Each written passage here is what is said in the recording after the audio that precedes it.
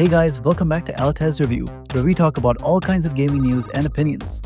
And with the Game of the Year awards coming up, I think it's a good time to go over some of the games this year, which games I think will win and which games deserve better. So let's get right into it. Firstly, a little disclaimer is that I haven't spent enough time on all the games that got nominated this year. So let's start off with the games I did spend a ton of time on and go down the list to the games I'm somewhat familiar with. Let's start off with the elephant in the room, the game that's most likely to win Game of the Year, that being Clair Obscur Expedition 33. Having released almost halfway into the year, I was a little skeptical about all the overwhelmingly positive reviews. I heard a lot about the new combat system, the music, and unique plot, but I wasn't sure if being successful at experimental ideas is enough to say the game is the best of the year. Maybe it's just because it's new that people are hyping up so much. But then I started it up, and I was surprised at how Clair Obscur made me drop all my other games just to make new builds, explore more areas, and keep going further in the amazing and artful story. Clair Obscur is an easy to get into turn-based RPG. It's a step further from the active time battle system introduced in Final Fantasy IV and went on until like Final Fantasy X. You have to stay focused to parry dozens of enemy attacks, and your own skills even have QTEs. Some of the mechanics are purely to add some flair and keep players engaged. But a lot of players who don't really play RPGs have this exact problem: engagement. Action-focused players don't like how RPGs kind of play on their own. They also don't like how the animations are simple or non-existent. Sure, games have improved animations and interactions for RPGs over time, but even still, it's all just for show. In the case of Clair Obscur, missing some of the quicker quick-time events for your skills means you might do half or even no damage even after spending so many skill points, and then you end up wasting a turn. In the same way, you can either dodge to survive or do a skillful parry to do a counterattack. Some enemies even require parry to beat them. And since dodging and parrying is so demanding, action-focused players are satisfied that the game requires good reflex and skill. And you can never just look away from the fight, because whether you're parrying, dodging, or even launching a skill, you always have to press some kind of buttons or get engaged. For RPG fans, there's a lot of focus on different mechanics, like upping your speed for more turns, skill points to determine what kind of skills you can use, and a lot of special effects that can turn the tide of battle. So there's all kinds of crazy builds and mathematics to think about, just like any solid RPG. It's not that Clair Obscur made the perfect RPG, but rather it created the best fusion of mindless fun and intelligent gameplay. The game feels fun to look at, fun to play, and has fun challenges, and there's even tons of optional bosses for extra challenge and crazy rewards. The weapons and skills are super satisfying since they have the potential to break the game with the right build, and you get some truly crazy skills from the harder bosses. And then we can talk about the music. It's not unfair to say that Clair Obscur should have even won a Grammy. 90% of the music just sticks in your head. I couldn't stop listening to the whole game album for a month even after finishing the game. And that music adds to the immersion and to the emotions in the story. Even the storytelling is some of the best we've had from recent years. It's super unique and only gets more interesting the more you proceed. You never know what to expect, and all the characters and voice acting make you feel like you're in the setting adventuring together with the characters. Philosophy, morality, perseverance, grief, and even some simple laughs. The game is full of thought and emotion. The writing is exceptional, and the actors and director executed it perfectly. Even the ending stands out considering how it chooses to conclude the whole adventure. Clair Obscur rivals games like Baldur's Gate 3 or even God of War Ragnarok, and considering that it's one of the few games this year that stands as a new title rather than a sequel, while being the greatest innovator this year, it definitely deserves Game of the Year from an objective viewpoint, and even in my personal opinion. Moving on to what I think is the second closest due to the hype and execution, Hollow Knight Silksong, the long-awaited sequel that delivered on its expectations. Silksong is genuinely a fun and innovative game.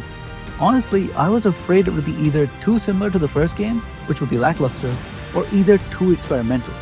But amazingly, Silksong introduced several new mechanics, areas, and story elements that gave the same feelings as when we played the first game for the first time. There's an endless amount of content, maybe even too much for the low price of $20. I initially had the same problem as many other players, that Hollow Knight is just an indie platformer. Sure, it must be great in its own way, but is it my kind of game? But thanks to my brother recommending it to me, I gave it a try, and I have to say, it was crazy satisfying and beautiful. And once I got to Hollow Knight Silksong, I have to say the 7 years of development were used well. I've seen games being developed for 10 plus years that release straight up garbage, or at best, just a fairly good game. So Silksong as an indie game outdid pretty much every AAA title in that regard. Silksong is still a Hollow Knight game through and through, but it's also so different that it seems incomparable to the first game. It's the best outcome for a sequel game, since it doesn't lose the luster of the original game, but adds a bunch of new ideas and mechanics. I think Silksong has a fair chance at winning Game of the Year, since many players might vote for it out of loyalty, since the 7-year wait returned a perfect product. Then we can get to Kingdom Come Deliverance 2. Now the first game was pretty niche. It was pretty graphically demanding for the time, and had a few bugs that never really got patched, and the learning curve was almost tougher than Dark Souls in some ways. But Kingdom Come Deliverance 2 fixed all these issues. Plus it came out in a time where Elden Ring and Baldur's Gate 3 got people used to the idea of having to put effort into basic enemy fights or mechanics. And the story and mechanics of Kingdom Come Deliverance 2 are a long way ahead of the first game. So much so that even true fans of the game suggest just watching a recap of the story and starting with Kingdom Come Deliverance 2. Considering how much better it looks, how much more interactive it is, and the way the combat is just a bit easier to understand, it's an overall improvement of an already great game. But few games improve so much that the original feels obsolete. I'd still say that Kingdom Come Deliverance 2 is a bit niche, but whatever difficulties it may face in the market, we already saw Elden Ring persevere and win Game of the Year. So Kingdom Come Deliverance 2 does have a good chance to win. But I still think it falls short of awaited sequels like Silksong or innovators like Clair Obscur. As for the remaining nominees, I'll admit I have little experience with either of them, and they're pretty unique in their own ways, for better or for worse. Death Stranding was a well-established game, despite some people calling it a walking sim. It had interesting ideas and some weird but fun mechanics. Death Stranding 2 just expanded on these ideas a bit and went all out with the story this time. The complaints are mostly the same, with it being called a walking sim, and if that didn't deter the success of Part 1, I don't think it's gonna hurt Death Stranding 2's chances either. In fact, it was actually the best candidate for Game of the Year until Clair Obscur released, so it probably still has a good base to stand on. Next up is Hades, a great roguelike indie game, and Hades 2 is even leagues ahead of its predecessor. The idea is fun, the graphics and art really suit this kind of game, and each playthrough is rewarding, whether in terms of the learning curve or the skills and powers you get as you proceed. Combat can be thoughtful or risky depending on your equipment and playstyle, and learning more about each character and the lore keeps you wanting to get deeper into the story as well. It's a great iteration of Greek mythology and makes the characters feel original without compromising on the already established Greek mythos. Hades 2 is probably on par with Silksong in terms of gameplay, but I would still argue that a lot of players will probably stick to Silksong out of a sense of loyalty, but I could be wrong. And finally, we have Donkey Kong Bananza, which seems like a silly inclusion, but it's definitely not a bad or even mediocre game. It's probably one of the best pure platform puzzle games, and for true fans of the franchise, it's one of the best games in the series. That said, I have to agree with the majority opinion that it's still out of place in the Game of the Year. There were definitely better options for Game of the Year. As some creators mentioned, Blueprints was probably more deserving of this nomination, alongside a few other games as well. But either way, seeing the kind of games nominated this year, there's probably no way that Bananza would win. It's not a matter of execution, but rather how much the other games have accomplished. Storytelling, music, new mechanics, gameplay, characters, art, games that can do well in most or all these categories immediately have a better chance at Game of the Year.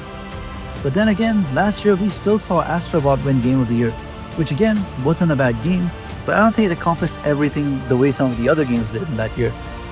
Taking everything into consideration, 2025 was one of the best years for gaming, with some amazing games back to back and with very few disappointments.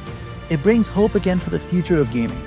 Overall, I think Clair Obscur Expedition 33 will win Game of the Year, and personally, I'll say it's rigged if anything else wins. I see this objectively since everyone unanimously agrees with how good Clair Obscur is, and like I said before, it accomplishes the most in every individual genre. It's a work of art in more ways than one, and even though the other games are brilliant, Clair Obscur is still just a better game overall.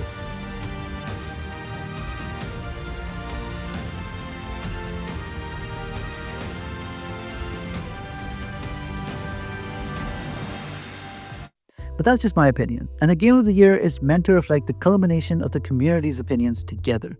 So let me know which games you guys think should win, and if you think your favorite game got robbed from the nominations. Leave some comments about anything I missed, and if you enjoyed the video, please like and subscribe. Until then, I hope I see you in the next video.